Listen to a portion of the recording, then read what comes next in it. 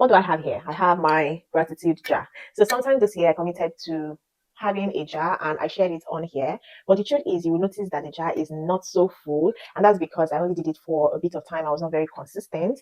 I do not have any excuse for that. But if I'm going to give any reason at all, it would be that the year got a bit tougher than I expected, a bit busier, a bit tougher than I expected. But I'm still glad that I was able to put a bit of gratitude notes in this jar, and I'm going to be sharing some of them with you so that we can commit together to continue this tradition or this act in the year 2025. Okay, so if this inspires you in any way, if this touches you in any way, then it's your cue to start a gratitude journal, a gratitude jar, what have you. Okay, so let's see what we have. If I'm going to be very honest, I have actually selected some that I want to share with you, so they are not random. Okay, I'm not sharing these ones, they're quite personal, but I have a couple of them here. I might not be able to read everything, but let's see how far we're able to go. Okay. Okay, the first one here says, I am grateful for awesome ideas to create relatable content and to keep growing my online brand. It's not like it's something really big, but I'm just grateful for the fact that I'm pushing, I'm continuing to put out content, even when it's not easy, even when there are a lot of challenges. I don't feel like showing up sometimes. It doesn't look like the algorithm is in my favor. The numbers are not adding up sometimes, but I'm still grateful. Major reason why I'm reading this is so that you would have an idea of what you can put down and be grateful for. It doesn't have to be anything big. If it is big, then that's also awesome. If not, you have to think deep and look inward, and you would see that there is actually something to always be grateful for. So let's go to the second one.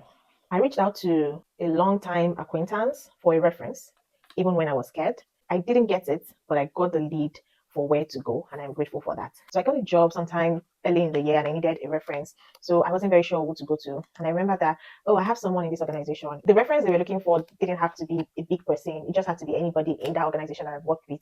So I reached out to someone that we weren't really close, but I still had a number. And when I spoke to her, she was like, she can't give me the reference. She's sorry.